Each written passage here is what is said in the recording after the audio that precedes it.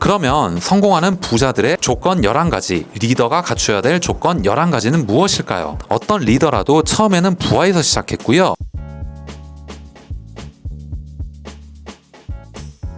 안녕하세요. 따뜻한 일상 그리고 독서 따독따독 시작하도록 하겠습니다. 오늘도 여러분들과 나폴레온 힐이 쓴 놓치고 싶지 않은 나의 꿈, 나의 인생이라는 책에 대해서 여러분들과 얘기를 나눠보고자 하고요. 이 책은 부자들의 성공 철학을 담은 책입니다. 오늘은 부자들이 생각하는 마인드셋, 성공에 있어서 실패를 두려워하지 말고 우선 실천으로 옮겨라 라는 부분에 대해서 얘기를 첫 번째 드리고요. 그리고 두 번째, 유능한 부자들, 성공한 리더들의 조건 11가지를 여러분들과 함께 나눠보도록 하겠습니다. 평소에 부자들의 생각, 부자들의 마인드, 성공 철학이 궁금하셨던 분들은 오늘 영상 끝까지 보시면 도움이 될 것 같습니다. 영상을 시작하기에 앞서서 좋아요 그리고 구독도 꼭 부탁드릴게요. 나폴레온 힐은 책에서 이렇게 얘기하고 있습니다. 성공에 있어서 아무리 훌륭한 계획을 세웠더라도 실천에 옮기지 않으면 소용이 없다라고 얘기를 하네요. 소망을 돈이나 그 밖의 것으로 전환하기 위한 원칙을 이 책에서는 소개를 하고 있습니다. 그 중에 부를 얻기 위한 면밀한 계획을 세우라고 얘기를 하고 있고요. 혹시 준비가 되어 있지 않아도 상관 말고 즉시 행동으로 옮길 것이라고 말한 것을 상기해달라고 얘기를 합니다. 그만큼 계획과 행동이 중요하다라는 거죠. 행동으로 옮길 시에는 필요한 인재를 되도록 많이 모으라고 얘기를 하고 있고요. 이 협력자들의 힘을 빌려 계획을 세우고 행동을 준비하라 라고 얘기를 합니다. 다른 사람의 힘을 전혀 빌리지 않고 거대한 부를 구축할 만한 경험이나 재능, 지식을 가진 사람은 아마 아무도 없을 것이다 라고 얘기를 합니다. 따라서 부를 구축하는 계획은 반드시 자기의 힘과 협력자의 힘이 적절하게 조화를 이루어야 한다라고 얘기를 합니다. 이런 얘기가 있잖아요. 진짜 똑똑한 사람들, 정말 부자들은 자기가 똑똑하다라기보다는 자기가 지식이 많아서라기보다는 정말 지식이 많은 의사, 변호사, 법조인, 세무사, 회계사들을 고용하면 되는 거거든요. 자기보다 더 똑똑한 사람들을 돈으로 고용하면 된다라는 겁니다. 하지만 한편에서는 이런 얘기도 있죠. 경영자, CEO가 너무 아무것도 모르면 안 되기 때문에 어느 정도 균형을 이루어야 된다. 경영자도 마찬가지로 똑같이 자기 개발과 노력을 병행해야 된다 라는 이런 내용을 얘기하고 싶었던 걸로 저는 생각이 듭니다. 실패는 당신을 강하게 만든다라는 것을 잊지 마십시오 라고 얘기를 합니다.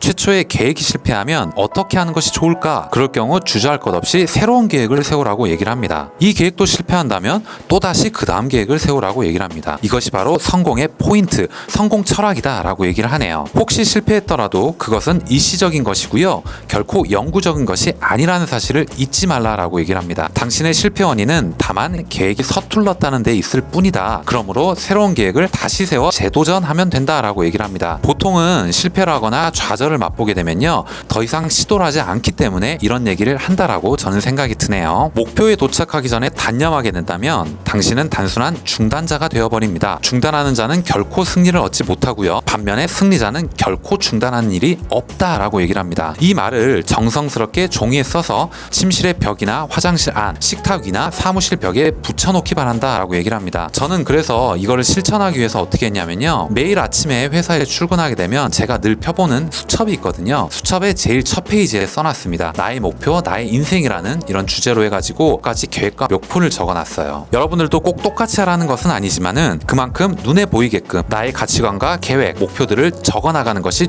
중요하다라는 부분도 지금 이 책에서 얘기를 하고 있는 거라고 생각이 드네요. 그러면 성공하는 부자들의 조건 11가지, 리더가 갖춰야 될 조건 11가지는 무엇일까요? 어떤 리더라도 처음에는 부하에서 시작했고요. 노력과 상상력을 이용해 성장해서 리더가 될 수 있었을 것입니다. 또 리더의 지시를 현명하게 따르지 못하는 자는 거의 예외 없이 훌륭한 리더가 되지 못한다고 단언할 수 있습니다. 가장 현명하게 리더를 따르는 인물만이 가장 빨리 훌륭한 리더로 성장할 수 있다라고 얘기를 하네요. 유능한 리더, 성공한 부자가 되기 위한 11가지 조건을 여기서 얘기를 하고 있습니다. 첫 번째는 용기입니다. 용기는 지식과 경험에서 나오는 것입니다.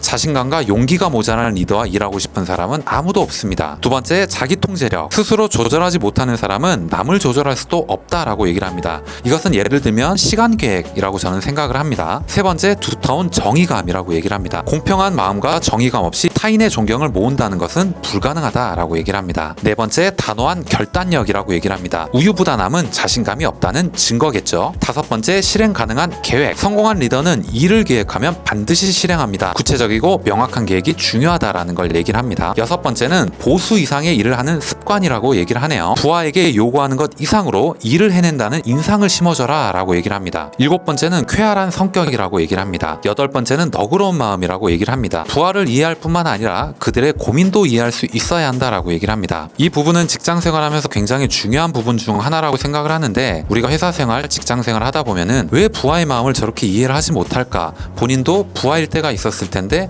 왜 안 좋았던 악습관을 반복하고 있을까라는 생각을 하신 적이 많으실 거예요. 저 또한 그런 생각이 들 때가 굉장히 많았는데 이 책에서는 그 부분도 지금 얘기를 하고 있는 겁니다. 아홉 번째는 모든 것을 알고 있을 것이라고 얘기를 합니다. 업무에 관한 모든 것을 잘 파악해라 라는 부분이네요. 열 번째는 투철한 책임감입니다. 리더는 부하의 실패를 책임질 수 있어야 한다라고 얘기를 합니다. 단순히 비겁하게 책임을 지지 않기 위해서 부하에게 모든 비난을 전가하는 이런 무능한 리더가 되지 말라라는 것이죠. 책임을 회피하려고 한다면 리더는 그 자리를 떠나라 라고 얘기를 합니다. 저는 개인적으로 이 부분도 굉장히 공감을 하는데요. 리더와 책임자가 급여를 많이 받고 직책이 높은 것은 바로 부하의 실패를 책임질 수 있는, 부서의 문제점을 해결할 줄 아는 투철한 책임감이 필요하기 때문이라고 생각을 하거든요. 11번째는 협력하여 일할 것이라는 부분으로 얘기를 하고 있습니다. 오늘 이야기는 여기까지 하겠습니다.